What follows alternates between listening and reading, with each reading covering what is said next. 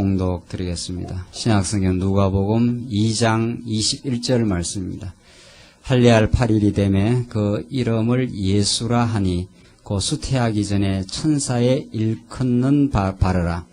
모세의 법대로 결례의 날이 참에 아기를 데리고 예루살렘에 올라가니 이는 주의 율법에 쓴 바 첫 해에 처음 난 남자마다 주의 거룩한 자라 하리라 한 대로 아기를 죽게 드리고 또 주의 율법에 말씀하신 대로 비둘기 한 쌍이나 혹 어린 방구 둘로 제사하려 함이더라. 예루살렘에 시몬이라 하는 사람이 있으니 이 사람이 의롭고 경건하여 이스라엘의 위로를 기다리는 자라. 성령이 그 위에 계시더라. 우선 25절까지 우선 봉독 드렸습니다. 자, 우리 지금 누가복음에 나타난 사역으로의 성취 전고, 그 사역을 보면 예수가 그리스도로 이루어진 것이 분명하다. 이것이 누가복음의 그 주제입니다. 이 주제를 이제 증명하는 것이 그 소주제입니다. 1절, 2절, 3절 하는 것이 정말 그러한가? 그 사역을 보면은 예수가 그리스도이시고 하나님의 아들이 분명한가? 그 첫 번째는 1절이 우리 하나님의 아들 증거입니다. 자, 이제 오늘 우리 예수님의 그 출생 사건을 보는데 참 성경의 원리를 모르면 성경이 얼마나 그 따분한 내용인지 모릅니다. 왜냐하면 오늘 우리는 예수님의 그 출생을 통해서 이제 하나님의 아들이심을 증거한다. 이게 누가복음 그 첫 1절입니다. 2절이 하나님의 나라 증거, 그 다음에 구속주의 사역 완성. 자, 이런 이제 하위 그 흐름을 통해서 사역으로서 예수는 그리스도임을 증명하는 게 이 누가복음 아닙니까? 예수가 그리스도라는 것은 복음서에 다 통일된 진리인데 그 각각의 복음서의 그 특징이 있는데 누가복음에 이제 예수님 하신 사역을 보면 정말 예수가 그리스도다. 하나님의 구약에 약속된 메시아다. 이걸 우리가 확인하는 건데 그 첫 번째가 그 사역의 첫 번째가 예수가 하나님의 아들이라는 걸 증명한다. 왜냐하면 그 아들이 하나님의 그 사역을 하기 때문입니다. 자, 그러면 이게 왜 중요하냐 이거죠. 예수가 하나님의 아들이라는 걸 우리가 왜 배워야 되느냐. 오늘 여기서 이제 우리 지난 시간에는 예수님의 잉태, 오늘 출생, 계속해서 성장, 이런 게 나옵니다. 예수님의 출생을 우리가 배우는 거거든요. 근데 예수님이 출생했다. 그 다음 질문은 뭐 출생하고 내가 어쩌란 이야기냐. 이런 질문이 당장 생기죠. 참 이게 막연한 게 성경이라는 게 전체 우리 오전 시간에도 열왕기 상하를 통해서 엘리야가 기도를 했더니만 비가 왔다. 그 말 아닙니까? 그 사건은. 그거하고 내하고는 아무 무관한 사건이 되는 거예요. 그걸 통해서 하나님이 어떠신 분이라는 하나님 아는 그 지식을 우리에게 풍요케 하는 하나님에 대한 진리를 가르쳐 주지 않으면 그걸 직접적으로 우리에게 어떤 사건을 우리 삶에다 적용을 하려고 달라든다든가 이런 그릇된 해석을 하면 성경처럼 재미없는 게 없는 거예요. 오늘 우리 이 말씀을 왜 드려야 되느냐 하면 예수가 하나님의 아들이라는 것을 증거한다. 뭘 통해서? 잉태 사건을 통해서, 출생을 통해서, 성장을 통해서 보면은 예수가 하나님의 아들임이 분명하다. 그런 하나님의 아들이라야 하나님의 나라를 증거하고 세워가는 그 사역을 할 수 있다. 지금 그 말이거든요. 그래서 그 예수가 하나님의 아들이심, 이게 신약의 그냥 최종 명제 아닙니까? 예수가 그리스도이심 혹은 예수가 하나님의 아들이심 똑같은 말이에요. 이게 그러니까 신구약 전체를 통해서는 예수가 그리스도라, 이게 메시아거든요. 이게 메시아, 예수가 메시아라 하는 것이 이게 신구약 전체를 통한 그 주제지요. 더 나아가서 하나님 여호와 이렇게 되는데 신구약은 예수가 그리스도임을 증명하는데 그게 신약의 방식에 넘어오면은 그걸 다른 표현을 쓰고 있어요. 그 그리스도라는 어떤 자가 그리스도인가 하면 아들이라야 그리스도가 돼요. 그 그리스도라는 것이 구원자, 선지자 혹은 제사장, 그가 왕권을 가지신 분, 이게 그리스도 아닙니까? 그런 통합적인 구약의 그림자로 보여준 모든 걸 통합하신 분이 그리스도라. 이런 뜻이거든요. 그런 것을 어떤 자가 수행을 하느냐. 하나님이 보내신 아들이라야 하나님의 그 모든 주권을 아들에게 이양을 시켜서 하나님을 계시하기 위해서 하나님의 아들이 나타났어요. 그러니까 우리는 아이들 보면 아이 보면은 그 아버지가 어떻다 뭐 그런 이야기죠. 아버지를 닮았다 그러지 않아요? 그게 일반 계시인데 그 무슨 빵이라 그래? 풀빵이라 그럽니까? 붕어빵. 그 아이하고 아버지하고 아들하고 닮았어요. 어디가 닮았어요. 하여튼. 그러니까 그 아들에게 아버지의 그 성품과 스타일이 박혀 있는 거죠. 그런 거 보면 참 신기해요. 그 아버지하고 이렇게 얼굴 생김새도 다른데도 그 하는 걸 보면 똑같아요. 똑같아요. 저도 그렇거든요. 이래가 옛날에 보고 자란 게 그런 거니까. 그러니까 이가 아버지의 그 스타일이 모습이 그대로 있어요. 그게 이제 우리에게 하나님을 계시하는 방법이거든요. 아들이 하는 일을 보면 아버지가 어떤 분이라는 것을 알 수 있는 거죠. 이게 하나님을 계시하기 위한 방편입니다. 이게 신약의 하나님의 아들로 오셨다. 그러니까 오늘 우리는 출생을 배우는데 잉태 출생을 보는데 예수님이 출생했다. 어쩌란 이야기라는 거죠. 그 전체 흐름을 모르면 예수님 출생이라는 것이 그냥 출생한 게 아니고 구약에 이렇게 출생한다. 어디서 출생하고 어떻게 된다 하는 그 예언대로 출생을 하죠. 그리고 우리 지난 시간에 로마 황제가 호적령을 내려가지고 전부 자기 고향으로 가서 호적을 하게 하라. 그래서 예수님 나사렛에서 자랐었는데 호적하러 베들레헴에 간 사건이 누가 보면 나오지 않아요. 그렇죠? 이게 예수님의 그 출생의 첫 번째 기록이거든요. 그래서 베들레헴에서 예수님이 출생을 합니다.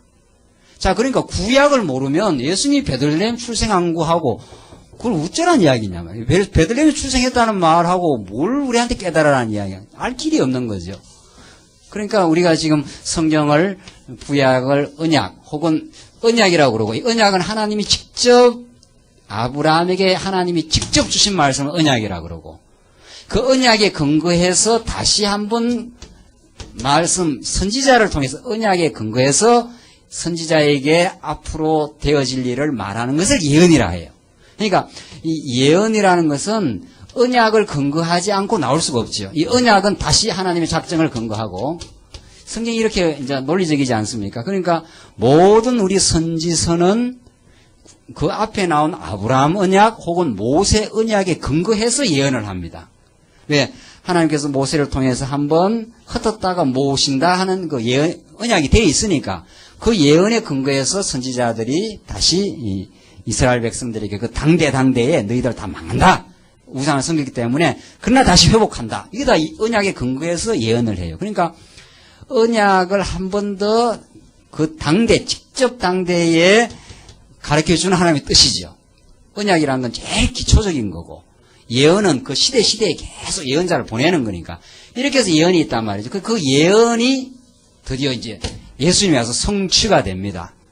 그러니까 이 출생 우리가 공부할 이유가 있죠. 예수님이 베들레헴에서 왕이 나온다 이렇게 예언이 되는데 정말 하나님이 역사를 지배해서 하나님의 아들이 베들레헴에 출생하도록 온 지구상의 역사를 그렇게 지배를 해요. 로마 황제의 마음을 하나님이 지배해서 그 당대에 호정령을 내릴 수 있도록 하고 예수님이 베들레헴까지 가고 거기서 상기가 발동을 해서 베들레헴에서 아이를 낳고 마리아가 예수님을 낳지 않습니까? 이런 모든 것들이 하나님의 주권적인 역사 가운데 출생케 한다는 건 예언을 베들레헴에서 낳게 해서 이루시는 하나님의 그 주권과 그 영광을 하나님의 영광을 주권적 영광을 예수님의 출생 사건을 통해서 하나님이 어떠신 분인가를 드러내는 계시적 사건이죠.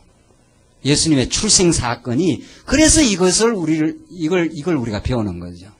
야, 어떤 거 하나도 하나님의 예언된 대로 이루어지지 않는 것이 없구나. 그리고 그 예언을 이루기 위해서는 하나님이 전 역사를 그 모든 사람들의 마음을 하나하나 다 지배해 나가는 주권자다.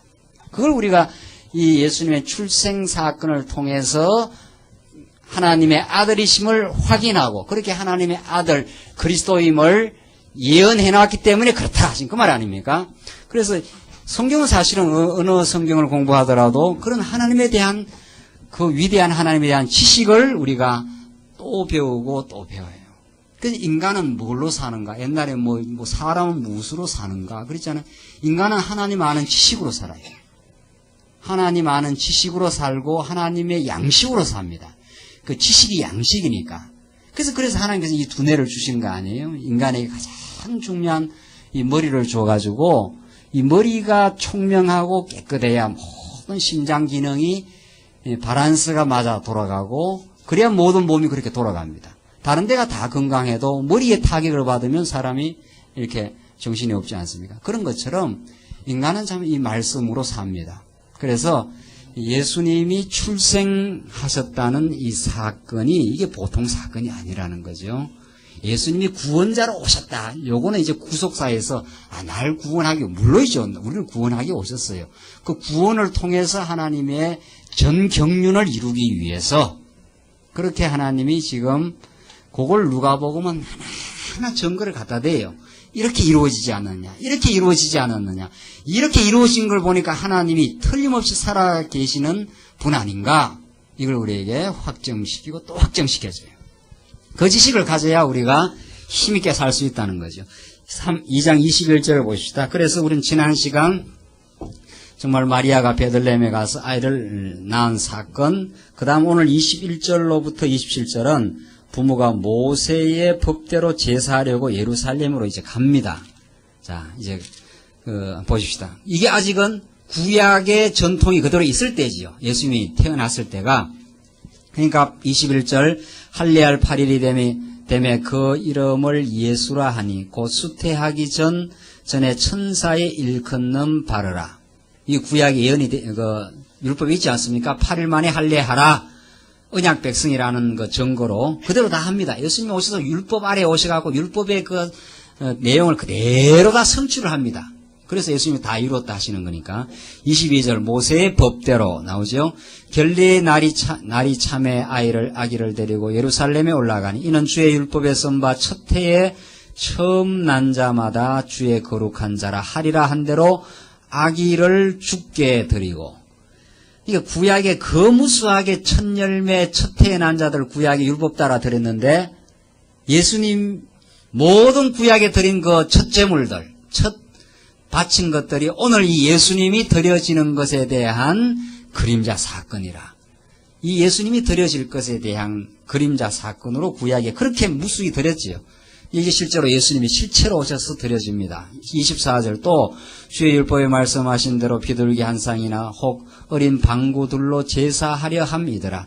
예루살렘에 시몬이라 하는 사람이 있으니 이 사람이 의롭고 경건하여 이스라엘의 위로를 기다리는 자라. 성령이 그 위에 계시더라. 저가 주의 그리스도를 보기 전에 죽지 아니하리라 하는 성령의 지시를 받았더니, 자, 시몬이라고 하는 자가 있는데 너는 죽기 전에 그리스도를 보게 된다. 이것이 성령의 그 지시함이었습니다. 그렇게 알려줬는데 정말 시몬이 이제 메시아 그리스도를 만나는 장면인데 27절을 보십시다. 성령의 감동으로 성전에 들어가매 마침 부모가 율법의 전례대로 행하고자 하여 그 아기 예수를 데리고 오는지라. 이게 타이밍이 딱 맞아요. 하나님께서 시몬이라는 자가 죽기 전에 예수 그리스도를 만나게 그렇게 예언이 되어 있었는데 그렇게 만나게 하려고 마침 이제 예수님 부모들이 율법의 그 예를 따라서 아기를 이제 데리고 들어옵니다. 그러니까 28절 시몬이 아기를 안고 하나님을 찬송하여 가로되 주제여, 이 천지를 주관하는 상제지요. 주제. 온 천지 만물을 주관하는 상제인데 주제여 이제는 말씀하신 대로 종을 평안히 놓아주시는도다. 내 눈이 주의 구원을 보았사오니 이는 만민 앞에 예비하신 것이요 이방을 비추는 빛이요 주의 백성 이스라엘의 영광이니이다. 자, 시몬이 그리스도를 만났습니다. 바로 이분이, 이 아이 예수가 바로 이방을 비추는 빛이라, 예수님 오신 이후 이방인들에게 복음이 전거되리라는 그 약속대로 지금 찬송을 하는 거죠, 시몬이. 그리스도를 내가 만났다 하신 그 말 아닙니까? 자, 이 놀라운 찬송을 이제 드립니다. 그 부모가 그 아이에 대한 말들을 기히 여기더라. 시몬이 저희에게 축복하고 그 모친 마리아에게 일러 가로되, 보라, 이 아이는 이스라엘 중 많은 사람의 패하고 흥함을 위하며, 많은 사람들이 패해지기도 하고 어때요? 흥해지기도 하고. 그리고 예수님으로 말미암아 걷어쳐서 넘어질 자가 있고, 멸망 자식이죠.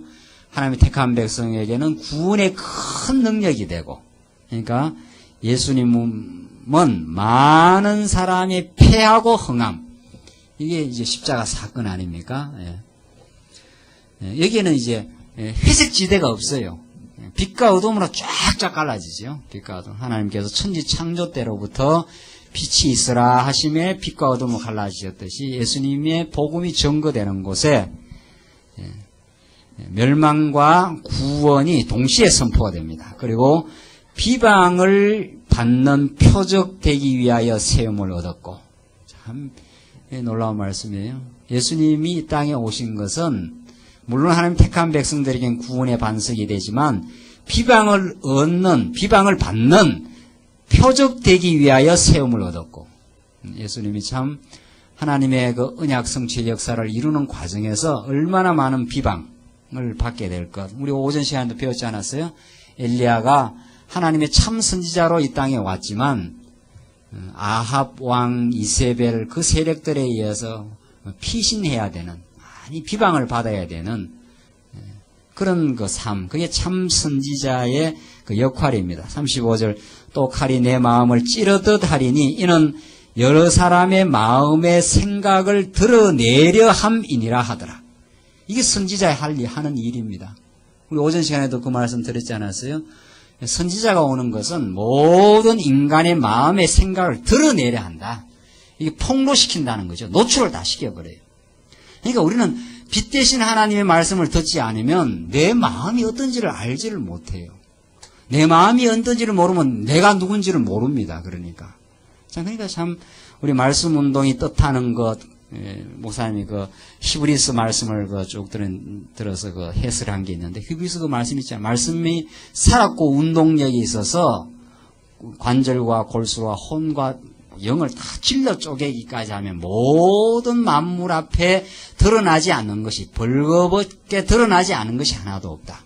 그 루터가 그래요. 루터가 그 말씀을 근거로 해서 하나님이 벌거벗기는 하나님이라, 그런 그 하나님을 그렇게 표현을 해요. 우리 하나님이 전능한 하나님이라, 신실한 하나님이라, 이런 표현을, 그게 이제 하나님에 대한 속성에 대한 표현 아닙니까? 루터가 이 진리를 깨닫고 나서 하나님이 완전히 우리를 벌거벗겨 버린다.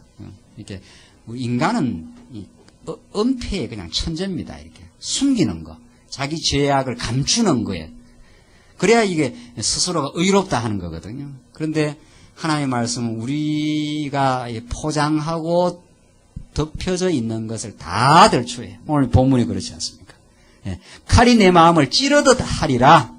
하나님의 말씀이 막 우리의 그 영혼 폐부를 막 찔러 들어오는 거죠. 내가 아무리 의인이다라고 이렇게 감추려고 해도 하나님의 말씀은 그냥 찌르고 들어와서 여러 사람의 마음의 생각을 드러내려 한다. 다 폭로시키고 노출시키고 심판해버려요.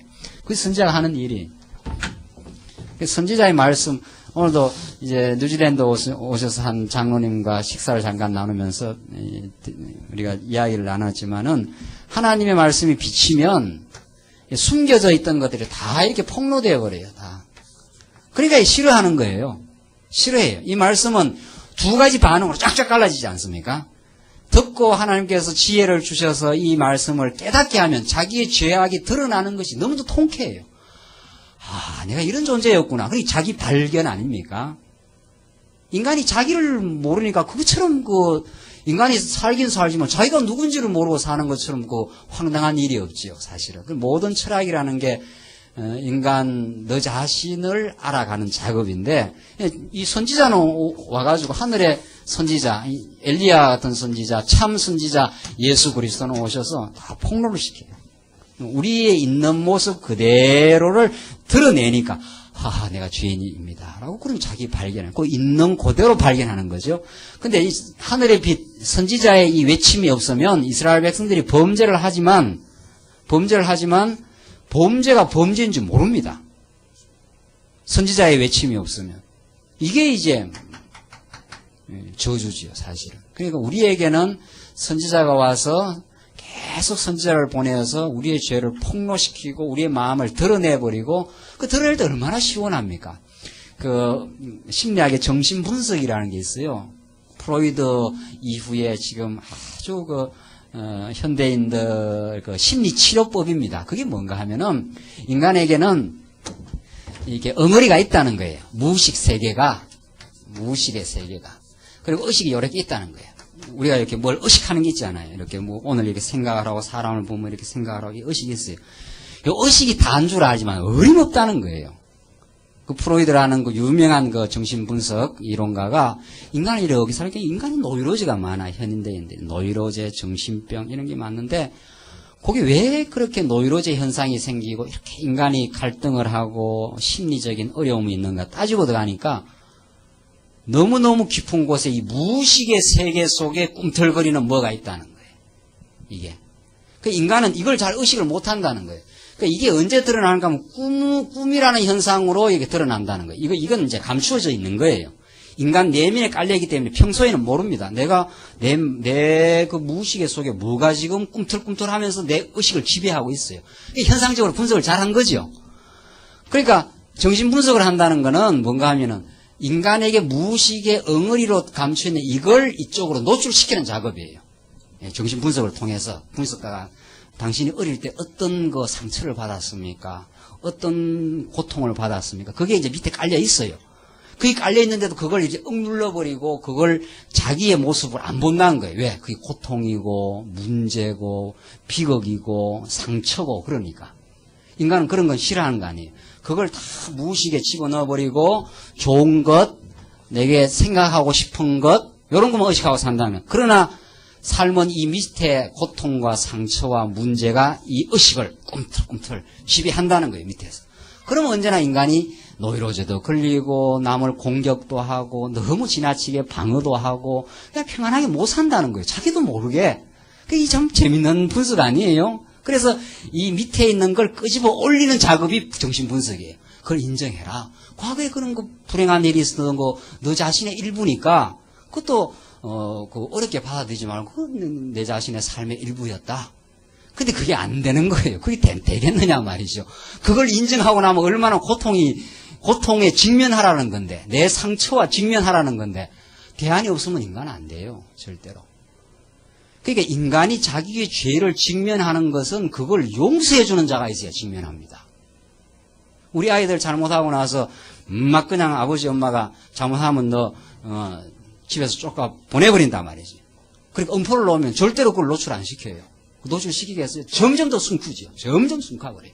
아버지가 너그럽고 엄마가 실수해도 용납을 해주고 실수할 수 있어. 이런 풍토에서 자란 자녀 같으면 그렇게 노출을 시키죠. 아빠 이거 내가 어떻게 하다 보면 실수해서 뭐 괜찮아. 그럴 수 있어. 다음에 안 그러도록 노력하도록 하자. 풍토 자체가 그렇게 되었으면 이거 노출을 시키지 않아요. 그게 이제 편안한 가정이라는 거 아니에요? 우리가 예수님 앞에서 왜 그 즐겁고 행복하냐 말이죠. 예수님이 앞으로 하시는 일이 뭐냐? 우리의 여러 사람의 마음을 드러내는 거예요. 그래서 불택자는 드러내어서 멸망을 시켜버리고 너 죄인이라 해서 우리 택한 백성은 이 숨겨져 있는 정말 무의식 이게 이제 더 깊이에는 죄가 있어요. 이게 프로이드는 아무리 분석해도 이 죄를 분석 못해요. 죄가 무엇인지를 몰라요. 인간의 모든 고통의 뿌리 속에 하나님을 반역하고자 하는 죄가 있어요.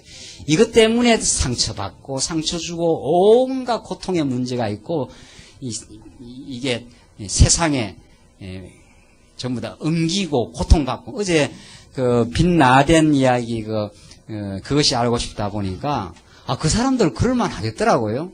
그 사람들 과격 무장 그렇게 그 저항 운동을 하겠더라고요. 멀쩡한 땅에 팔레스타인에 살다가 이스라엘이 그냥 무력으로 밀고 들어가 우리 땅이다 해서 다 밀어내가지고 막 고통을 주고 했으니까. 그 사람들은 50년 지금 난민촌에 살면서 그냥 적개심으로 가득 차 있어요. 저 이스라엘과 미국 때문에 우리가 이 고통을 지금 치르고 있다. 세상이 그런 거 아니에요. 그 사람들은 나면서부터 어린아이 때부터 이스라엘 그 군대를 향해서 이렇게 돌 던지는 게 죽여버린다.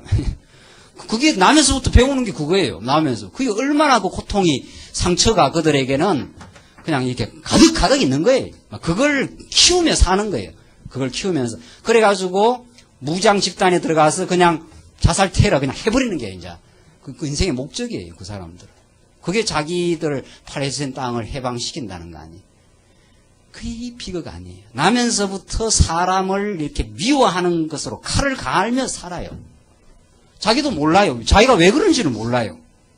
무엇이 그렇게 인간을 정오하게 만들고 죽여버리고 싶고 그냥 그 자기도 모르죠. 그러니까 의식 세계에서는 여기 이스라엘과 미국 놈들을 딱 그려놓고 의식적으로 죽이는 거죠. 막 불태워 죽이고 막 그냥 막 폭탄 테러해서 죽여버리고 이러는 거. 뭐가 그런지 몰라요. 그 사람들도 뭐가 그 무서운 죄가 꿈틀꿈틀대고 있는 거죠. 네가 우리 지금 살던 땅을 죽였다. 그런데 하나님으로 해서 하나님이 그렇게 했다 이 말이거든요.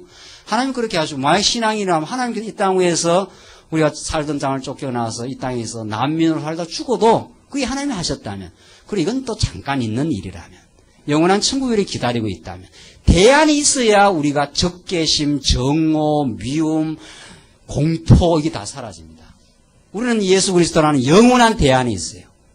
안 돼요. 그러니까 예수님의 긍휼과 사랑, 그 용서의 사랑의 능력이 우리 인간으로 하여금 내 모든 죄악을 드러내놓게 만든다는 거죠. 다 드러내놓게. 그게 예수님이 하시는 일이에요.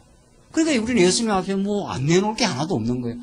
이렇게 참 고통이 많았습니다. 이런 상처가 있었습니다. 이런 참 고통이. 우리 한 인간을 이해한다는 것은 지금 여러분들이 드러난 걸로 이해 못 합니다. 드러난 의식, 저 사람이 저렇게 판단하고 저렇게 판단하고 어림없습니다. 그걸로 걸로. 그 한 인간을 이해하기 위해서는 그 가족사를 봐야 돼요. 그 사람이 어떤 가족에서 어떻게 자라왔는가. 그걸 우리가 교제하면서 이야기하는 거예요. 그럼, 그랬구나. 그래서 이런 성품이, 이런 적개심이, 이런 미움이, 인간에 대한 정오가. 그 팔레스타인 사람들 지금 이렇게 정신분석을 하면 그런 거예요. 너 왜 그렇게 사람을 때려주는 것도 아니에요. 폭탄 그냥 가지고 막 뛰어드느냐. 어릴 때부터 그렇게 자랐어요. 어릴 때부터. 그 사람은 그냥 이스라엘을 죽여버려야 삶의 의미가 있는 거예요. 그게 이제 비극 아니에요. 자, 우리는 그 사람은 대안 없어요. 그러니까. 그렇게 사는 거예요. 우리는 이제 예수님이 여러 사람의 마음의 생각을 드러내려 하면 다 예수님 앞에 안 드러날 게 하나도 없어요. 그러니까 우리의 그 막 그냥 깊이 그냥 깔려있는 무식의 세계 속에 깔려있었던 갈등들, 내가 내 자신으로 받아들일 수 없었던 고통들, 이것들도 예수님 앞에 다 그 하나님 하신 일이었다. 그것이 나의 죄악됨을 드러내고, 그러나 예수님이 그 모든 죄악을 다 용서하시고 그것이 우리를 나되게 하시려는, 예수님의 십자가에 앞으로 나오게 하시려는 하나님의 선한 뜻이었다. 이렇게 긍정적으로 해답이 딱 떨어져야 그렇지. 그래서 내가 이런 어려움도 있었구나. 이런 갈등도 있었구나. 이런 적개심도 있었구나. 이렇게 해야 다 풀려요. 예수님 십자가 앞에 풀리지 않은 일이 없어요. 이 예수님이 선지직입니다. 그러니까 선지직이 예리하게 증거되어야 뭐가 의미있게 다가옵니까? 제사직분이 의미있게 다가오지요. 구원했다 이래 갖고는 되는 게 아니에요. 우리가 얼마나 예수님의 선지직 앞에서 우리의 있는 모습 그대로 다 노출되고, 정말 나약하고, 정말 때로는 엄흉하고, 때로는 어리석고, 때로는 참 욕망으로 가득 차 있고, 적개심과 정오로 가득 찬 정말 진노의 자녀라는 사실, 그것이 다 말씀 앞에 드러나면서 하나님의 용서를 받고 위로를 받고 싸매임을 당합니다. 그게 하나님이 때리신 거예요. 하나님이 때리시면 우리가 다 그렇게 됩니다. 다 때리시면 상처받고 고통받고 삐뚤어지고 그걸 예수님이 다 치료해 주겠다는 거 아니에요. 여호와 라파 하는 게 그런 거예요. 치료하시는 여호와 하나님. 그게 출애굽기에 나오지 않아요? 그러니까 애굽 400년 병들게 했다가 데리고 나와서 예수님의 그 사랑과 긍휼의 예수님이 의사거든요. 예수님. 의사의 손길로 다 치료해줘요. 그러니까 병이 들어본 사람 의사를 찾고 의사의 고마움을 알죠. 저 어떤 사람은 그 병 이야기만 나오면 그 아주 감격해 하잖아요. 병을 많이 이렇게 치러왔기 때문에. 그래서 그 병 치료는 사람은 의사를 찾아다녀요. 어디 좀 병 고쳐주는 사람 없나. 육신도 그런데 우리 영혼이 그래요. 영혼이 말할 수 없이 병들어 있었거든요. 과거에. 그게 죄 아닙니까? 죄로 병든 우리 영혼들을 하나님께서 말씀을 통해서 치료를 통해서 좋은 약을 통해서 우리를 건강하게 살려주는 사건이죠. 자, 이런 한 말씀이 참 성경을 우리가 읽어나가는 정말 그 귀중한 말씀들이에요. 36절을 봅시다. 계속해서 36절 보시면은 2장 36절로 38절 바누엘의 딸 안나 선지자가 아이에 대하여 이제 증거를 합니다. 또 아셀 지파 바누엘의 딸 안나라 하는 선지자가 있어 나이 매우 늙었더라. 그가 출가한 후 7해 동안 남편과 함께 살다가 과부된 지 84년이라. 이 사람이 성전을 떠나지 아니하고 주야에 금식하며 기도함으로 섬기더니 마침 이때에 나와서 하나님께 감사하고 예루살렘의 구속됨을 바라는 모든 사람에게 이 아기에 대하여 말하니라. 자, 그러니까 지금 시므온도 예수가 바로 메시아다. 그가 참 빛으로 오신다. 선지자로 오셔서 모든 사람의 마음을 지금 드러내시는 분이다. 이렇게 증거할 뿐 아니라 그 다음에는 딸 안나예요. 안나라는 선지자가 있었는데 그가 이 아이에 대해서 이 아이 사건이 보통 사건이 이게 역사의 핵심이고 중심이죠. 예수님을 통해서 하나님을 지금 계시하는 거니까. 그 다음 39절을 보십시다. 39절로 40절을 보십시다. 39절로 40절을 보시면은 아이가 나사렛에서 자라며 강하여지고 지혜가 있어집니다. 주의 율법을 쫓아 모든 일을 필하고 갈릴리로 돌아가 본 동네 나사렛에 이르니라. 아이가 자라며 강하여지고 지혜가 충족하며 하나님의 은혜가 그 위에 있더라. 예수님도 우리 인간 몸과 똑같아요. 똑같이 우리 사람이 자라듯이 그렇게 지금 자라가고 하나님의 은혜가 그 위에 있었다. 자, 이게 이제 인간과 똑같은 몸으로 오신 그리스도, 우리의 죄악을 짊어지시고 오신 그리스도, 똑같아야 우리를 대속해낼 거 아닙니까? 똑같은 몸으로 오셔야 그 값을 그대로 치른다는 거죠. 그 다음 41절부터 이 4장은 성장과 사역으로 증거합니다. 예수님의 그 성장을 통해서 예수가 하나님의 아들이심을 증거하는데 한번 보십시다. 41절 보시다. 2장 41절로 50절. 12살 때 성전이 자기 아버지의 집이라고 이제 증거를 합니다. 12살 때 한번 보십시다. 그 부모가 해마다 유월절을 당하면 예루살렘으로 가더니 예수께서 12살 될 때에 저희가 이 절기에 전례를 쫓아 올라갔다가 그날들을 마치고 돌아갈 때에 아이 예수는 예루살렘에 머무셨더라. 그 부모는 이를 알지 못하고 동행 중에 있는 줄로 생각하고 하루 길을 간 후 친족과 아는 자중에 찾되 만나지 못하고 찾으면서 예루살렘에 돌아갔더니 사흘 후에 성전에서 만난 저 그가 선생들 중에 앉으사 저희에게 듣기도 하고 묻기도 하시니 요즘 말로 말하면 세미나를 한 거예요. 세미나라는 게 발표자 하는 거 듣기도 하고 또 어떻게 됐느냐 질의응답도 하고 뭐 그런 거 아닙니까? 예수님이 그렇게 하신 거예요. 그런데 듣는 자가 다 그 지혜와 대답을 기이히 여기더라. 이 복음서에 계속 나와요. 예수님이 증거하거나 예수님이 하신 말씀을 참 기이하다. 이 놀라운 지혜다. 이 세상 지혜와는 다르다. 지금 그 말이죠. 48절. 그 부모가 보며 놀라며 그 모친은 가로되 아이야 어찌하여 우리에게 이렇게 하였느냐. 보라 내 아버지와 내가 근심하여 너를 찾았노라. 예수께서 가라사대 어찌하여 나를 찾으셨나이까. 내가 내 아버지 집에 있어야 될 줄을 알지 못하셨나이까 하시니. 참 이게 재미있는 표현이죠. 예수님의 인간 아버지는 누굽니까? 모셉이에요. 요셉한테 지금 뭐라고 그럽니까? 요셉 인간 아버지가 듣기에는 좀 마음이 상하는 거죠. 내가 내 아버지 집에 있어야 할 줄을 모르고 뭐 날 지금 찾아왔습니까? 그 말이죠. 자, 이게 예수님의 성장 과정에서 예수님은 법적으로, 인간적으로는 요셉의 아들이지만 성전에서 성전을 주관하시고 구약에 다스리시고 성전의 참 주인 되신 하나님 아버지의 아들로 온 거죠. 그러니까 내가 내 집에 지금 있지 않습니까? 이 깜짝 놀랄 말씀이죠. 그러니까 요셉의 인간적 차원을, 인간 아버지의 차원을 완전히 뛰어넘어서 지금 예수님이 하시는 말씀. 이런 게 많죠. 예수님께서 마리아가 찾아왔을 때도 그러지 않아요? 예. 집 밖에 지금 형제가 찾아왔다. 그러니까 예수님께서 어머니 마리아 보고 뭐라 그럽니까? 예. 예? 예.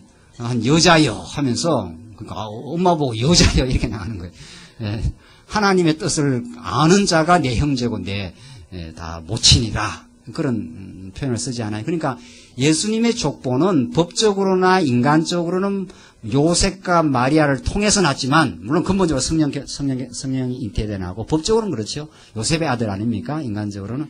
그러나 예수님의 족보가 사람의 아들에 머물러 있지 않는 하늘로부터 온 족보라는 거죠. 그게 하나님의 아들입니다. 그래야 메시아가 되는 거죠.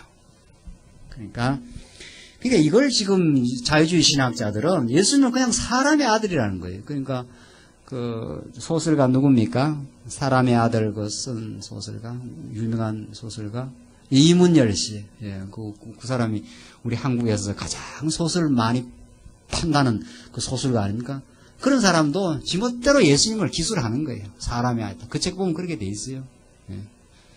예수님을 사람의 아들로 규정해놓고 예수님의 메시아성을 제거해 나가는 게 그게 자유주의 신학이에요. 예수님의 하나님의 아들됨 그것을 제거시켜버리고 예수님을 도덕적 인간의 모델로 그렇게 변질시킨 것이 구라파 18세기, 19세기, 20세기 신학이에요. 그게. 그래서 지금 구라파 교회, 미국 교회가 그래서 다 영적인 생명력이 다 사라졌어요, 지금. 그러나 오늘 본문을 따르고 오늘 본문의 말씀에 의하면 내가 내 아버지 집에 있어야 될 줄을 알지 못하느냐? 이 예수님이 나는 사람의 아들로 왔지만 내 본래 신분은 하나님의 아들이다. 그래서 내가 하나님의 나라를 증거한다. 지금 그 말 아닙니까? 지금 누가복음이 지금 내가 예수가 하나님의 아들이다. 그러니까 예수님은 성전에서 내가 아버지 집에 있어야 하나님 아버지 집에 있어야 되는 줄 당신은 알지 못합니까? 내가 하나님의 아들로 지금 왔다는 걸 지금 우리들에게 밝히 전명하는 사건입니다. 그 하나님의 아들이 하나님의 나라를 증거하고 나라를 세워가요. 그러니까 오늘 우리 교회가 하나님의 나라인데 누가 우리 이 광야교회를 하나님의 나라로 건설하고 세워갈 것인가 말이죠. 하나님의 아들로 오신 그리스도가 세워요. 그리스도가 우리를 붙들고 그 아들 되신 그리스도가 우리에게 생명의 양식을 공급하고 하나님의 살아계심을 증명해주고 믿어지게 하고 이 말씀 듣게 해요. 듣게. 식사하면서도 장로님 막 그런 이야기 나오지 뭐 아무나 듣는 게 아니라는 거예요. 처음에 이 말씀 듣고 우리도 다 그랬지만은 그냥 보는 사람마다 전거 안 해요.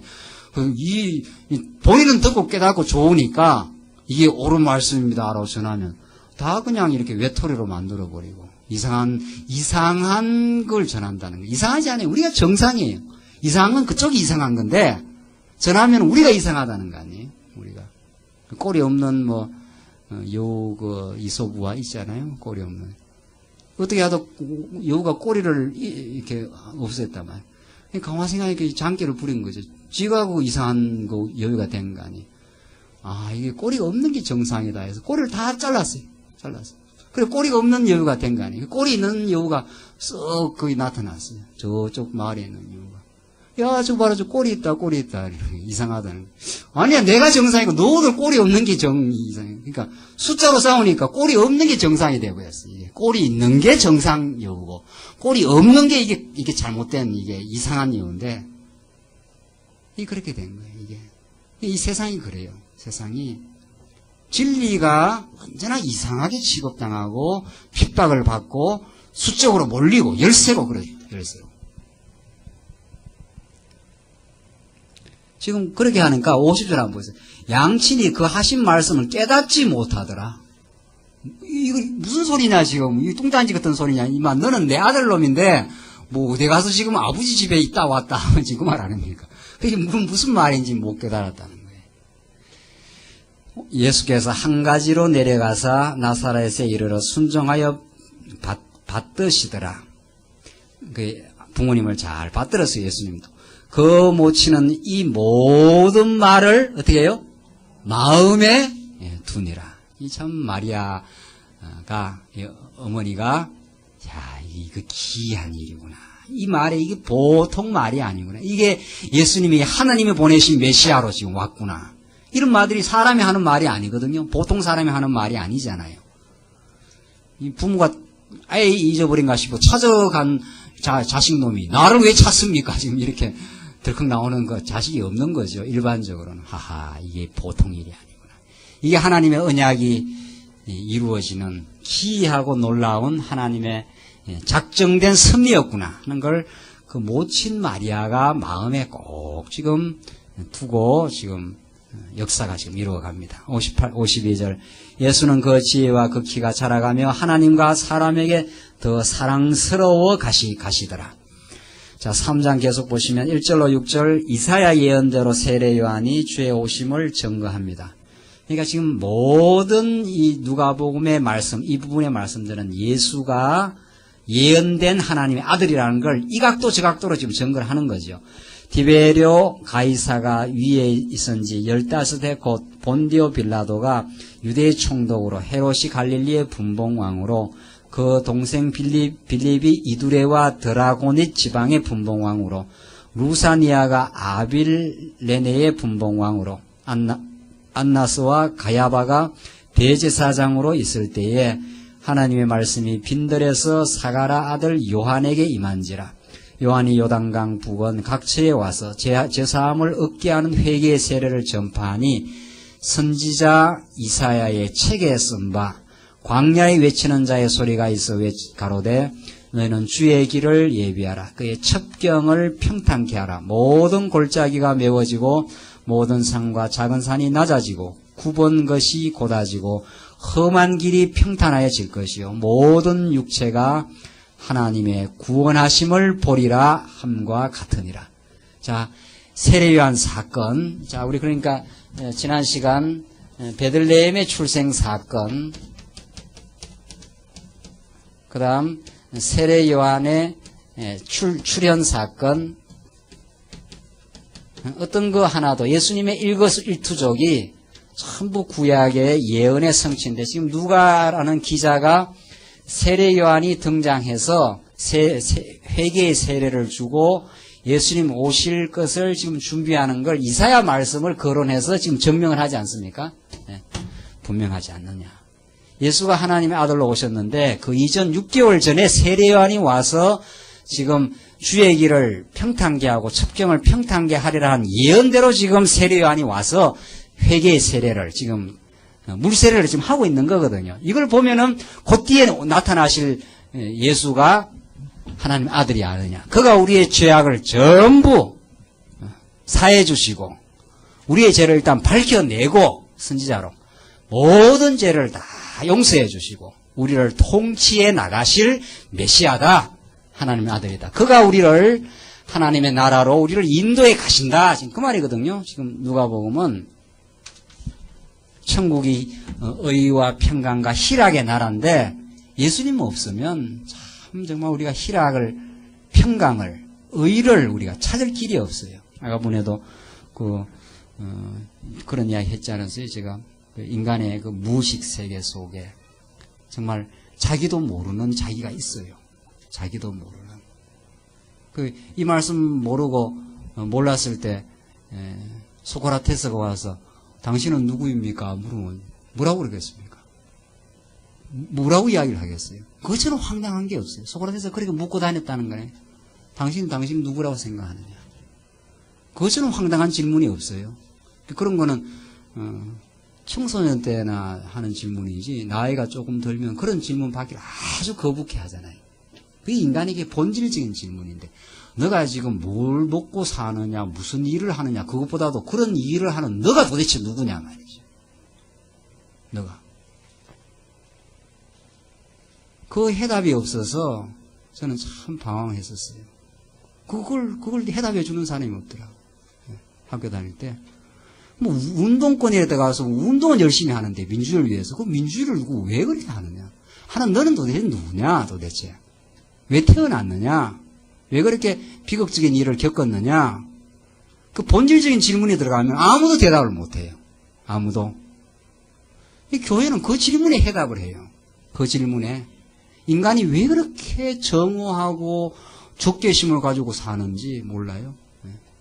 그 어디서부터 그렇게 된 거예요. 이게 오리무중이에요, 정말 인간은. 그것도 모르고 그냥 끌려다니는 거예요. 그 죄악의 권세에 끌려서 시기하고 미워하고 적개심을 품고 정오하고 이렇게 살다가 무슨 뜻인지도 모르고 부평초처럼 살다 가는 거거든요. 하나님 모르면. 예수가 하나님의 아들이심, 그가 메시아이심, 그를 통해서 하나님이 어떤 분인가를 알아야 비로소 내가 어떤 존재인지 알아요. 그가 나를 위해 나를 지으시고 죄악 가운데 가둬놓아서 몸부림치게 했지만 모든 죄악을 사해해 줄 수 있는 하나님의 아들이 우리를. 그 십자가에 그래서 예수님이 돌아가신 거 아니에요? 그 용서와 사랑을 깨닫고 나니까 우리의 과거의 모든 죄악의 엉어리들이 우리의 무의식 속에 깔려있는 가장 깊숙하게 깔려있는 나의 본질이 드러나요. 본질이. 이 껍데기를 보고 어떻게 알겠느냐 말이지, 껍데기를. 그러니까 우리 교제라는 게 참 그래요. 교제라는 게 해보면은 껍데기 갖고 모릅니다, 사람. 뭘 어떻게 알겠어요, 껍데기를 가지고. 이야기를 해보고 또 들어보고 그 사람의 가족사를 들어보고 어떻게 살아왔는지 무슨 경험을 했는지 그거 들게 보면 막 쭉쭉 드러나죠. 그랬구나. 그래서 오늘 이렇게 됐구나. 그래서 드러나는 거예요. 하나님이 또 그렇게 하셨구나, 근본적으로. 그래야 해방을 받는다. 그게 이제 구체적인 해방이에요. 그래서 교제라는 게 다 그런 거거든요. 교제라는 게. 그런데 이 말씀을 보시면 그렇게 교제 안 합니다. 그렇게 세상 교제는 다 껍데기로만 하는 거 아니에요. 껍데기로만. 그래서 이해관계로만 하는 거죠. 거기에 무슨 하나됨이 있겠느냐 말이죠. 거기에는 이해관계만 틀어지면 서로 미워하고 시기해요. 서로 경쟁하고. 그게 세상 교제 아닙니까? 진리가 우리를 파고들고 예수가 하나님의 아들이심을 알고 그가 우리 모든 죄를 다 용서했고 그런 걸 알면 우리의 죄악된 본질에 직면할 수 있고 그 모든 걸 용서하시는 그리스도를 우리는 발견해 갈 수가 있습니다. 그런 것들이 누가복음에 누가복음 복음서의 본질을 예수 그리스도가 어떤 분인가를 알 때 나타나는 현상들이죠. 그런 것들이 지금. 그러니까 지금 세례 요한이 와서 지금 증거하는 것은 구약 이사야 예언을 통해서 예수가 하나님의 아들이 확실하지 않느냐. 봐라, 세례 요한이 지금 와서 이렇게 회개의 세례를 하는데 그거 바로 예수님의 길을 예비하러 온 자니까. 그 다음에 오시는 분이 그리스도가 맞다 이 말이죠. 7절 보시면은 요한이 세례받으러 나오는 무리에게 이르되 독사의 자식들아 누가 너희를 가르쳐 장차 올 진노를 피하라 하더냐. 그러므로 회개에 합당한 열매를 맺고 속으로 아브라함이 우리 조상이라 말하지 말라. 내가 너희에게 이르노니 하나님이 능히 이 돌들로도 아브라함의 자손이 되게 하시리라. 우리 조상이 아브라함이다 이러지 말라 말이죠. 너희들은 이제 망하게 돼 있다. 지금 그 당대 종교 지도자들입니다. 이미 도끼가 나무 뿌리에 놓였으니 좋은 열매 맺지 아니하는 나무마다 찍혀 불로 던지우리라. 이런 표현도 참 잘 해석을 해야 돼요. 잘 해석을. 이런 표현들이 정말 도덕적 차원에서 잘못 해석을 해버리면 우리가 도덕적 차원에서 좋은 열매 안 맺으면 망할지도 모릅니다라는 구원의 불확실에 대한 근거로 이걸 많이 쓰지요. 열매 안 맺으면은 하나님이 선택했다가도 버릴 수도 있다는 건데 이거는 그게 아니에요. 이거는 그냥 세례 요한을 대적했던 당대 바리새인과 사두개인과 불택자들에게 하는 소리예요. 여러분과 저는 좋은 열매 맺습니까? 안 맺습니까? 반드시 맺어요. 반드시. 그 열매의 그 농도가 좀 다를 뿐이고 어린아이만큼 하나님 우리 키우면 어린아이만큼 열매가 있는 거고 우리를 많이 성장시키면 많이 성장된 만큼 키워가는 그 농도 차이는 있지요. 농도 차이는. 우리는 절대 나쁜 열매 안 맺습니다. 나쁜 열매는 안 맺어요. 왜? 이 말 이제 잘 이해를 하셔야 되는데 오늘 이 표현을 직접 우리한테 딱 적용을 시켜가지고 이거는 지금 성경을 역사적 해석을 가해야 되거든요. 이 세례 요한이 지금 이 말을 하는 건 그 당대에 좋은 열매를 맺을 수 없는 불택자, 또 예수 그리스도를 십박에 못 박을 자, 또 세례 요한을 목을 칠 자들 아닙니까? 전부 다. 이 자들을 향해서 하는 소리예요. 그러니까 여러분과 저는 절대 좋은 열매 맺어요. 걱정하지 않고 살아도 돼요. 절대. 우리 뿌리가 뭐니까? 우리 하나님 우리를 작정하시고, 예수님은 포도나무요, 너희는 가지니. 가지에서 뭐가 맺힙니까? 좋은 열매 반드시 맺고 살아요. 반드시. 포도가 좀 시원찮게 생겼는데, 좋은 열매 맺어요. 우리는 좋은 열매 안 맺을 수가 없어요. 그게 아닌데 말씀 깨닫고도 다 미우도 하고, 시기도 하고, 형편없이 살던데, 그거 옛사람이에요. 그 옛사람. 그 옛사람을 하나님이 좀 남겨놨어요. 그걸. 왜? 그게 우리의 과거의 진노의 자녀임을 깨닫게 하려고, 은혜에 감격하게 하려고.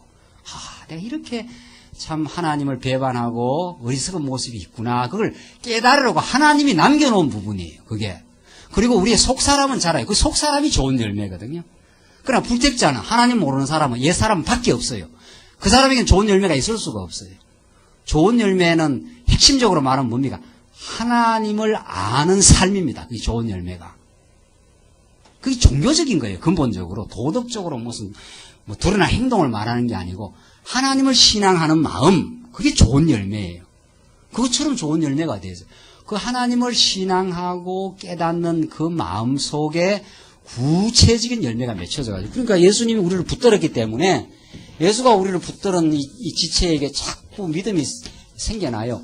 예수를 알아야, 예수를 알게 되면, 예수가 언약대로 오신 분인데 하나님이 영원한 작정하신 가운데 예수가 어떤 분, 예수가 그리스도임을 자꾸 알게 되면 우리가 예수님이 자꾸 믿어져요. 그게 좋은 열매예요. 믿어지면 믿어진 만큼 우리의 속사람이 자꾸 자랍니다. 사랑과 희락과 기쁨, 희락과 충성과 온유와 절제와 이게 다 생겨요. 생긴 만큼 생겨요. 그러니까. 어제도 우리 결혼식 갔다 우리 권사님과 그런 이야기 했지만 우리 행위가 있는가 없는가 이 참 늘 문제 아니에요.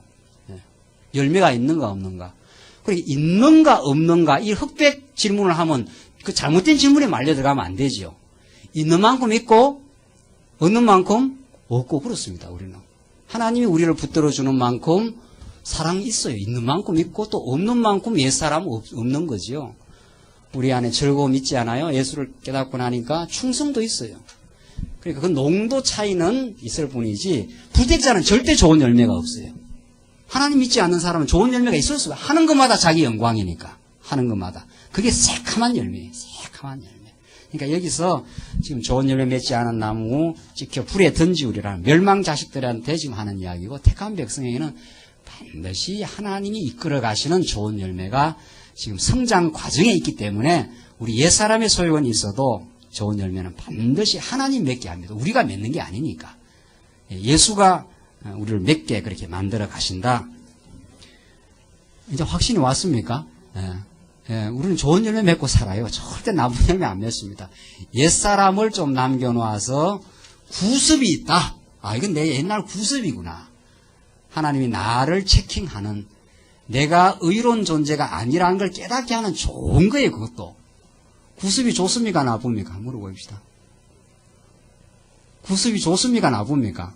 하나님이 하신 일이 나쁜 게 있습니까? 좋은 거예요. 우리한테 구습이 있는 게 참 자기를 발견하고 겸허하게 되는데 하나님 앞에 자기 자랑할 수 없는 근거거든요. 그게. 우리 구습이 아직 남아있으니까 예수 믿다고도 한 번씩 짜증도 부리고 예수 믿다고도 불평도 하고 그러지 않습니까? 그게 하나님이 남겨놓은 구습이에요. 그게 있어야 누구를 믿습니까? 예수를 믿지요. 그런 거마저 싹 없으면 우리가 얼마나 기고만장하는지 모릅니다. 그러니까 하나님이 옆구리에다가 뭐를 하나 콱 박아놨어요? 가시를 하나 콱 박아놨어요. 그게 구습이에요. 그게 참 좋은 거예요. 야, 내가 이거 있어서 참 예수 믿구나. 이거 있었기 때문에 절실하게 예수를 믿구나. 이 말씀 좋아하는 사람들은 그 가시도 이게 큰 가시가 하나씩 바뀌었어요. 조금만 기고만장하면 푹푹 쑤시는 게 하나 있어요. 그게 구습입니다. 그걸 하나님 자꾸 벗기고 우리 안에 싱싱하고 새로운 열매들. 긍정적이고 감사하고 기쁨이 있고 어려운 가운데서도 낭망하지 아니하는 그게 성령께서 맺게 하는 열매입니다. 저게. 저 열매는 죽었다 깨어나도 안 믿는 사람 없어요. 우리는 영원한 걸 소망하니까. 그게 좋은 열매 아닙니까? 그 좋은 열매를 하나님께서 자꾸 맺게 해요. 그걸 보는 눈이 있어야 되죠. 말씀을 깨달아. 자, 그래서 조금 설명이 길어졌는데 10절 무리가 물어가로되 그러하면 우리가 무엇을 하리까 대답하여 가로되 옷 두 벌이 있는 자는 없는 자에게 나누어 줄 것이요 먹을 것이 있는 자도 그렇게 할 것이니라 하고 세리들도 세례를 받고자 하여 와서 가로되 선생이여 우리는 무엇을 하리까 하며 가로되 정한 새 외에는 넉징치 말라 하고 군병들도 물어 가로되 우리는 무엇을 하리까 하며 가로되 사람에게 강포하지 말며 무소하지 말고 받은 요를 족한 줄로 알라 하니라. 자, 요것도 잘 이해를 해야 되는데 이게 무슨 뭐 근본 복음을 지금 선포하고 이런 게 아닙니다. 그 당시 세리들 군병들에게 일반적 수준에서 대답해 준 것 뿐이에요. 세례요한이 대답해 준 게 너희들 너무 그렇게 강팍하게 하지 말거라. 이제 곧 메시아가 온다. 지금 내 뒤에 곧 메시아가 오니까 그렇게 했던 것들이 있거들랑 그렇게 하지 말고 너무 막 넉징해갖고 더 막 착취해가지고 그렇게 하지 말라고 하는 세례요한의 일반적 수준에서의 가르침일 뿐입니다. 이게 근본 성경의 본질적인 그 진리가 아니에요. 세례요한이 와서 예수님이 오시기 전에 첩경을 평탄케 하는 정지 작업을 하는 것 정도뿐이에요. 그 대통령 오기 전에 뭐 와서 이렇게 저렇게 뭐 도로도 놓고 비행기 뭐 점검도 하고 이런 수준 있지 않습니까? 진짜는 그게 진짜가 아니고 뒤에 나타나는 대통령이 와서 무슨 메시지를 전하느냐. 그게 핵심이거든요. 이런 말씀도 그 정도 수준에서 이해가 되어져야 되고 그 다음에 이제 메시아가 온다는 거예요. 이렇게 이제 정지 작업이 끝나면은 그 다음 15절 보십시다. 15절 보시면은 3장 15절부터 17절 세례 요한이 그리스도가 오셔서 하실 일을 증거해 줍니다. 이제 나오잖아요. 백성들이 바라고 기다림으로 모든 사람들이 요한을 혹 그리스도신가 심중에 의논하니. 자, 세례 요한이 지금 막 회개의 세례를 선포하고 지금 백성들을 교훈하고 이러니까 이자가 혹시 그리스도가 아닌가? 지금 그 말 아닙니까? 그러니까 16절 요한이 모든 사람에게 대답하여 가로되 나는 물로 너희에게 세례를 주거니와 나보다 능력이 많으신 이가 오시나니 나는 그 신들매 풀기도 감당시 못하겠노라. 그는 성령과 불로 너희에게 세례를 주실 것이요. 그렇죠? 세례 요한은 물로 세례를 베풀었지만 예수님 오시면 성령과 불로. 불이 뭡니까? 불이. 부흥사들이 불바라하는 불이 아니고 불 나오지도 않아요. 불 나오지도 않는 불을 갖다가 불 받으라 그러는데 뜨끔한 거 그게 아니고 십자가에 죽으실 것. 죄를 다 불살라버릴 것. 예수님 그래서 누가복음에 좀 있으면 나오죠. 내가 받아야 할 세례가 있으니 그것을 받기까지 얼마나 답답하겠는가. 받아야 될 불세례가 있다. 이게 진짜 세례예요. 그러니까 세례라는 것은 죽였다가 살리는 사건이죠. 죽였다가 살리는 사건. 우리 청년부에서 로마서 공부하는데 의의 성질 가운데 예수와 함께 세례받음 그게 나오거든요. 우리가 예수로 덧입었다는 건 어떤 뜻인가? 우리 옛사람을 다 죽이고 예수와 함께 장사되었다가 살아났다 그런 뜻이에요. 그러니까 우리는 지금 산 게 이 껍데기는 옛사람은 껍데기예요. 아까번에도 말씀드렸는데 이 껍데기 있지 않아요. 이게 옛사람 구석 뭐 시기도 하고 미워도 하고 이 껍데기거든요. 진짜 사는 것은 속사람으로 삽니다. 이걸 하나님이 귀하게 보시고 이 속사람이 영원한 천국에 가는 거거든요. 그러니까 껍데기는 정말 내 자신의 존재가 얼마나 제약된 존재를 깨닫게 하는 도구를 하나님께서 좀 남겨두셨고 우리 안에 속사람이 자꾸 자라요. 속사람이 자꾸 자라서 살아나야 될 자가 지금 살아나고 있는 거죠. 그러니까 예수님의 생명의 공급을 받는 사람이 생명의 공급을 쭉쭉 받으면은 그 안에서 열매가 맺히는데 그러니까 옛사람은 예수님이 다 죽여버리고 속사람을 지금 살려낸 거거든요. 이 속사람이 예수 믿는 이게 이제 진짜 우리의 나입니다. 하나님이 우리를 사랑하시고 요한복음에 이 하나님으로 난 자는 범죄하지 아니한다 하는 게 이 속사람이거든요. 그 문제는 과정적으로 본다면 이게 얼마나 크냐 이거예요. 이것도 이제 하나님이 하시는 일이지만 과정적으로 이게 사도 바울처럼 이렇게 많이 자라면은 지치지 않아요. 감격하고 그 험난하고 어려운 핍박 그 고생길을 가면서도 즐거움이 있고 이게 이제 약하니까 우리가 문제는 과정적으로 보면 근본적으로 이제 하나님이 하시는 일이고 과정적으로 보면 내 자신을 성찰하는 모든 게 그래요. 모든 인생사에 되어지는 모든 것들이 하나님을 발견하고 어때요? 자기를 보는 것. 이게 로마서에서 영적 예배입니다. 하나님의 뜻을 분별하고 믿음의 분량대로 자기를 하나님 주신 믿음의 분량대로 지혜롭게 뭐예요? 생각하는 거 아니에요. 그게 자기를 아는 거거든요. 그렇게 되어 있습니다. 그러니까 인간의 즐거움과 기쁨, 하나님을 우리 신앙하는 것은 하나님이 어떤 분인가? 그게 근본이에요. 하나님이 얼마나 전능하시고 얼마나 우리를 사랑하시는가? 그리고 그 구체적인 과정은 뭔가? 과정에서 이제 그게 이해가 중요한데 뭐 하나님 다 알았다. 그렇게 되는 게 아니거든요. 하나님 다 알았다는 거 어디까지 알았는가? 이제 이게 문제 아니에요. 그리고 로마서에서는 칭의의 복음, 고린도서는 건덕의 복음, 이제 에베소서에는 무장의 복음. 이게 이제 하나님께서 우리를 키워가시는 건데 키워가는 게 사도 바울처럼 많이 자랐으면 모든 게 감사하고 넉넉하게 이기고 고난을 뚫고 나가는 힘이 있고 어리면은 자꾸 불평스럽고 미움도 많고 정오도 많고 내가 이렇게 아직은 어린애구나 이렇게 보면 되는 거예요. 자기가 어려운 가운데 돌파하고 긍정적이고 옆에 있는 지체를 격려하고 붙들어주고 이러면 하나님 나를 좀 키웠구나 이렇게 보면 되는 거. 그 자기 점검이 얼마나 중요한지 몰라요. 그게 신앙이에요. 그만큼만. 그러니까 어린아이는 자기가 누군지도 몰라요. 어린아이는. 서너 살 된 놈은 자기가 누군지도 모른다고. 서너 살 된 줄도 몰라. 10살, 20살 먹어야 자기가 내가 한 20살 먹었구나 압니다. 그게 쉽지 않아요. 그러니까 이게.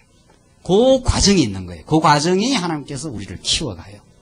그렇게 하나님께서 참 치밀하게 우리를 키워가시고 우리를 인도해 가신다. 이게 세례입니다. 세례를 통해서 옛사람을 죽이고 새사람을 지금 하나님은 자꾸 죽일 자 죽이고 살릴 자를 영생의 말씀으로 지금 살려가고 있는 그런 지금 말씀. 이게 세례 요한이 뒤에 오실 메시아 증거죠. 메시아가 성령과 불로 세례를 주인다는 이 약속대로 예수님은 성령도 보내시고 당신이 십자가에 죽으심으로 우리의 영원한 구원의 반석이 되어 주셨다. 이 요한복음서를 알아야 우리는 이제 서지서를 풀어간다는 거죠. 오늘 여기까지 공부하겠습니다. 기도하십시다. 우리 자비하신 하나님 아버지, 참으로 우리 진리 밖에 살던 저희들 예수가 이제 하나님의 아들이심을 증거하는 누가복음의 말씀을 통해서 참으로 예수님이 아니면 우리는 얼마나 허망하고 헛된 세상 가운데서 옛사람 소욕만으로 보이는 것만을 추구하며 살던 저희들 이제 영생의 소망을 얻게 하시고 우리의 속사람을 키워주시고 보이지 않은 하나님을 이제 생생하게 보는 것처럼 사는 이 진리 안에 살게 하셔서 참으로 감사합니다. 우리 옛사람을 날마다 죽게 하시고 우리의 속사람을 키워 정말 좋은 열매 맺으며 하나님께 영광 돌리며 살게 우리 삶 말씀으로 꼭 붙들어 인도하시옵소서. 예수님 이름으로 기도하옵나이다. 아멘.